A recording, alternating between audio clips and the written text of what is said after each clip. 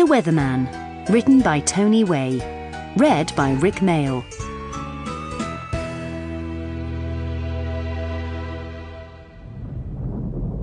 Ken Hendricks loved the weather. He loved looking at it, thinking about it, reading about it, but most of all, he loved talking about it. The best demonstration of this was a rather large, grand oil painting of Michael Fish, his greatest hero, that he kept above his fireplace. Ken even owned a mini hot air balloon, not for the adventure or for the stunning views, but for conducting weather experiments in the clouds. Oh yes, Ken loved the weather, which was handy, because Ken Hendricks was a weatherman. Not a fancy-pants national news weatherman, but a weatherman all the same at the local news station. However, in spite of his obsession, Ken Hendricks had no screen presence whatsoever. And as weather is not an exact science, to his constant frustration, Ken's forecasts were about as reliable as blindly throwing a dart at a weather-themed dartboard. But Ken loved his job, also because of Gloria. Ken had admired Gloria from afar for years. She was the station's roving reporter, kind of localised Lois Lane, a regional Raggy Omar, only with breasts and not a man.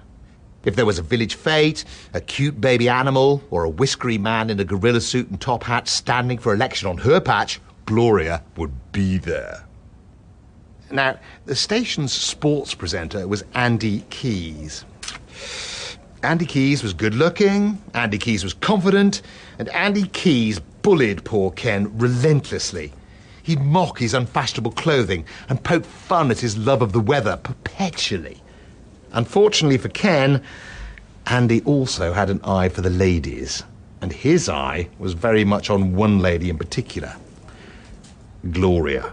Anyway, one ordinary Tuesday afternoon in the newsroom, Gloria bought Ken a coffee. An insignificant act, you might think, but not to Ken. Thanks so much. I was just wondering, nice coffee. Yes. Yeah, it's nice and hot. Yes. Yes. I was... Sorry, did you want something? Well, I was just wondering if you'd... No, and you can totally say no. If you were free this Saturday? Because if you are free, whether you'd quite like to spend the day with me? Well, Ken braced himself for the inevitable mocking rejection, and yet... Yes? She said yes. Ken's dream had come true. But... Oh, I'm sorry. I completely forgot. I'm reporting on a marrow growing contest at the village fete in Bishopwick tomorrow. Maybe some other time. With that, she walked away. Ken was crestfallen, deflated like his hot air balloon when he stored it away to avoid it being eaten by moths. Oh, if only that stupid village fete was cancelled. Ken started to think. And then a plan started to form, like a sort of low-level fog in the valley of his brain. And on his forecast that evening, Ken told a fib. Despite knowing that it was to be a fine day, he reported that there would be downpours in a specific area of the fete. He wasn't worried about any repercussions, as he was constantly and irritatingly being told by idiots that weathermen always get it wrong. But it worked! It worked. He couldn't believe his luck. The fete was cancelled, and Gloria, now free, agreed to spend her Saturday with Ken. And the date went surprisingly well. He took Gloria for a ride in his hot air balloon. She found Ken rather sweet, and the balloon ride quite romantic. Ken returned home, elated. He hadn't messed it up. He said a cheery hello to his portrait of Michael Fish, sat down in his favourite armchair, switched on the telly, and the news was on, and a big story had broken. There were images of heavy rain and men rowing canoes up a waterlogged high street following severe flooding and torrential downpours. Ken couldn't believe it. It was in the very village that he had lied about in his forecast. But how? Now, Ken was a man of science. He simply could not believe that this wasn't anything more than an extraordinary coincidence. Further experimentation was required. Sun on one side of the street, but not on the other. Rainbows, but no rain. On what was to be the hottest day of the year, Ken forecast hail. The next morning, there it was. Ken was not just good at predicting the weather, he was controlling it. But not controlling it at any old time, it seemed. As Ken found out when he and Gloria, who was now officially his girlfriend, were caught walking home from the pub in the rain one gloomy Sunday. It turned out just shouting, "Stop fucking raining!" at the sky wouldn't cut it. No.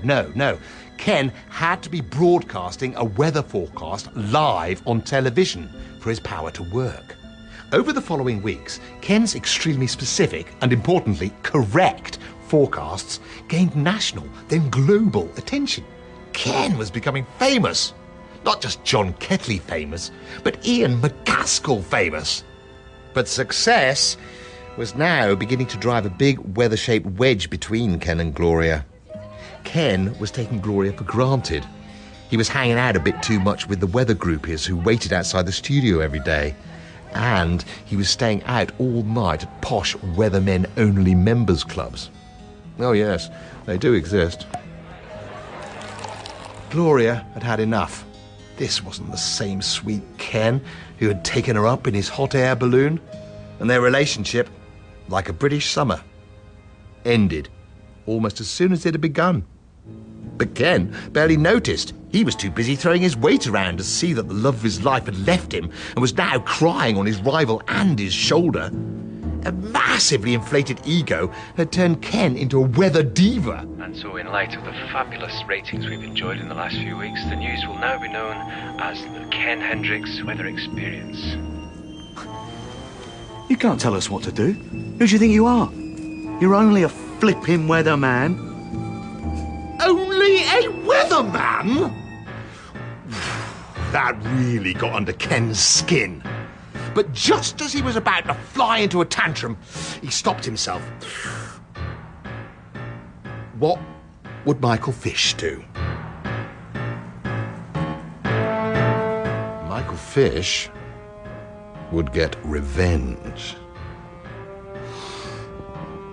At the end of that evening's forecast, Ken had to hand over to Andy for the sports news. You know, those moments of awkward, forced geniality between two presenters who really hate each other's guts. Like Richard to Judy, or Hugh Edwards to everyone. And that's it for the weather. Over to you, Andy. Thanks, Ken. Good to see some sunshine for the FA Cup semis. Yes, I understand your team lost last night, Andy. I forecast if you continue to support this team, you'll always have a grey cloud over your head. He'd done it. He had controlled the weather by stealth. From that moment on, wherever Andy went, he was followed by rain. Not just any rain, but drizzle. Disgusting drizzle. The Scottish call it dreich, which loosely translated means, yuck, what a shitty day. Andy dealt with. Ken now turned his sights to bigger and better things. Full of egomaniacal vim, he flipped open his mobile phone, called his agent. Margie, it's Ken. Get me the Prime Minister. I'm going to Downing Street. Ken told the Prime Minister that he could bring about world peace with just a few weather forecasts. I control the weather. Do you know how powerful that makes me? I can bring rain to famine-filled deserts, smite your enemies with floods. I could kill the dictator of your choice with a thunderbolt without even having to leave the weather studio. But the Prime Minister had had enough. Who the hell do you think you are? You're only a flipping weatherman. That phrase again!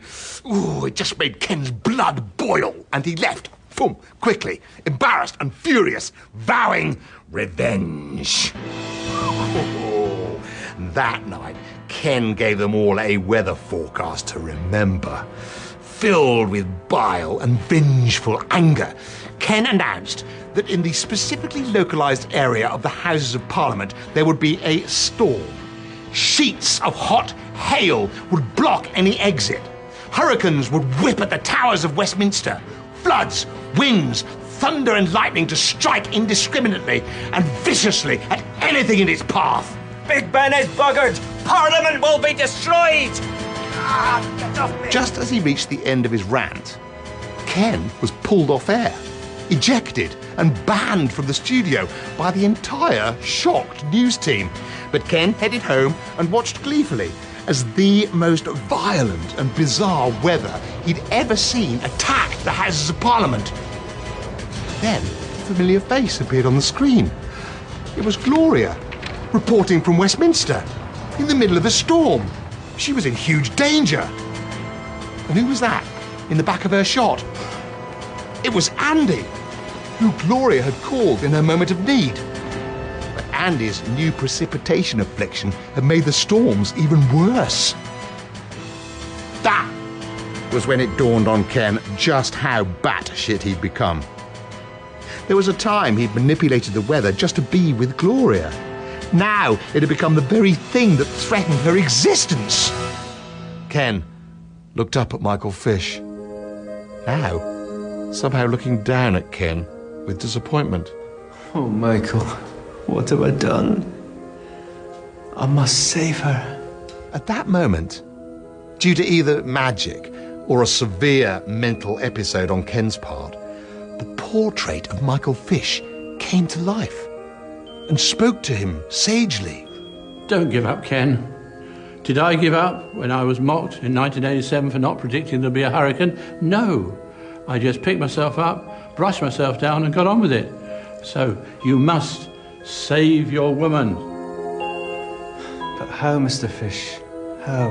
He couldn't go back to the studio to present another forecast. They'd never let him in. He needed to get in front of a camera. But how? Ken glanced back at the television. The whole world's media are focused on just one place, the Westminster. That's it. If only he could get in front of those cameras, he could save the day. Ken looked expectantly at Michael Fish. Any suggestions? Michael Fish simply pointed out of the window at Ken's balloon and said, Use the forecast. Use the forecast. Moments later, Ken was flying through the skies in his hot air balloon.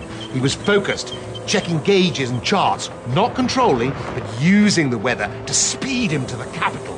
In Westminster, the storm had grown even more violent. This is Gloria Barry-Jones, reporting to you from outside the Houses of Parliament. As Gloria was battling against the elements to deliver her report, a shout of, "Move aside! I am a weatherman!" came from above. Ken jumped out of the balloon basket, knocking Gloria over and landing directly in front of the cameras. The world's media swung their cameras to capture this bizarre development.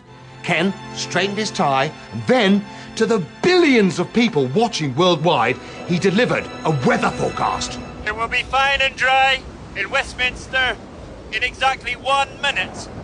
The world waited for 1 minute with bated breath. He'd done it! Gloria stopped his stuttering, mumbled apologies with a kiss. Just then, the Prime Minister arrived. You did it. You really did it. You controlled the weather. Ken smiled. Don't know about that, mate. I'm only a flipping weatherman.